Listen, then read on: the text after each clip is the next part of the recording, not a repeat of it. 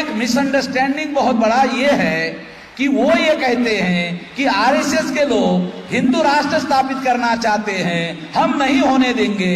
मैं आपको बताना चाहता हूं कि ब्राह्मण लोग एससी एसटी ओबीसी को हिंदू कहते हैं। अगर वो हिंदू राष्ट्र बनाना चाहते हैं तो क्या एससी एसटी ओबीसी का राज लाना चाहते हैं? पाटिल साहब समझ में आ रहा है? मैं मुस्लिम लोगों का मिसअंडरस्टैंडिंग थोड़ा दूर करना चाहता हूं कि यदि ब्राह्मण लोग हिंदू राष्ट्र लाना चाहते हैं, वो एससी एसटी ओबीसी को हिंदू कहते हैं, तो क्या एससी एसटी ओबीसी का राज लाना चाहते हैं? राज तो नहीं लाना चाहते। फिर आज के तारीख में भारत पर ब्राह्मणों ने कब्जा कर लिया, विधायिका पर कब्जा, कार्यपालिका पर कब्जा, न्यायपालिका पर कब्जा, मीडिया पर कब्जा, तो ब्राह्मण राष्ट्र बन चुका है, ब्राह्मण राष्ट्र बन चुका है। बहुजन लोग जागृत ना हो इसलिए हिंदू राष्ट्र की बात करते हैं। इसको समझो। तो मौलिक बात आपको समझा रहा हूं। ब्राह्मणों का राष्ट्र स्थापित हो गया, पूरा बहुजन समाज गुलाम बन गया। 100% माइनॉरिटी के लोग, खासतौर पर मुस्लिम लोग अगर सारे इकट्ठा हो गए तो प्रतिक्रिया में हिंदू इकट्ठा हो जाएंगे, ब्राह्मण उनके नेता हो जाएंगे। इससे ब्राह्मणों की ताकत, ब्राह्मणों की शक्ति, ब्राह्मणों की राज सत्ता मजबूत हो जाएगी। इससे कोई फर्क पड़ने वाला नहीं है। ब्राह्मणों के राज सत्ता को सुरंग कौन लगा सकता है? यदि SC ST OBC, Kunbi Maratha, अगर ये सारे देश भर में ये समूह अगर इकट्ठा होते हैं तो ब्राह्मण धर्म, ब्राह्मणवाद, ब्राह्मणी वर्चस्व भरभरा कर गिर जाएगा। मुसलमानों के 100% इकट्ठा होने से वो लोग मजबूत हो जाएंगे।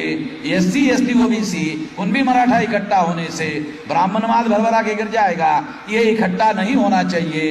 इसलिए हिंदू मुसलमान के फसाद लगाए जाते हैं, जाति और जाति के बीच में झगड़े लगाए जाते हैं, और उन झगड़े के बाद उन लोगों को ब्राह्मणों के नेतृत्व में हिंदू के नाम पर इकट्ठा किया जाता है और उनको गुलाम बनाए रखने के लिए इस्तेमाल किया जाता है। हिंदू का क्या मतलब है? हिंदू का मतलब है ब्राह्मणों का गुलाम। हिंदू का क्या मतलब है? हिंदू का मतलब है ब्राह्मणों का गुलाम। आपको एग्जाम्पल देके इस बात को समझाता हूं।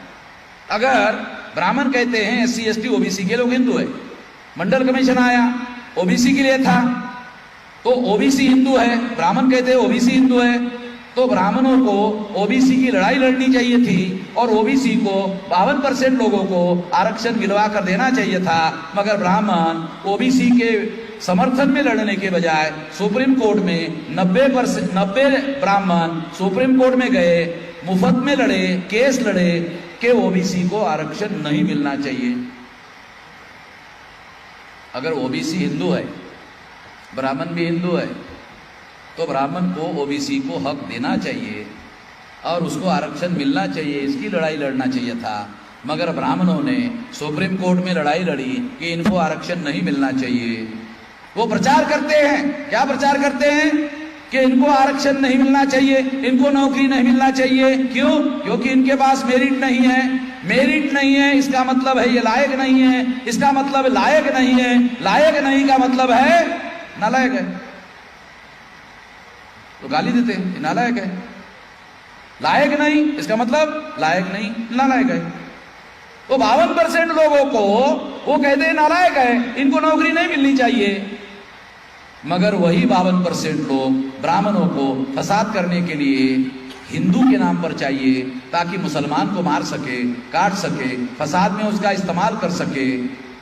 उसके लिए उसको हिंदू के तौर पर उसको ओबीसी चाहिए, एससी चाहिए, एसटी चाहिए, हिंदू के तौर पर चाहिए, मुसलमानों के विरोध में इस्तेमाल करने के लिए चाहिए। मुसलमान को मारने के लिए ओबीसी एससी एसटी बहुत लायक है, नौकरी के लिए लायक नहीं, आरक्षण के लिए लायक नहीं, मारने के लिए लायक है। ये एग्जाम्पल इस बात का सबूत है कि ब्राह्मण इन सारे लोगों को गुलाम मानता है, इस्तेमाल करता है, इसका मतलब गुलाम मानता है। ये सारे तथ्य हमारे सामने घटित हो रहे, इसके आधार पर ये सारी बातें मैं बता रहा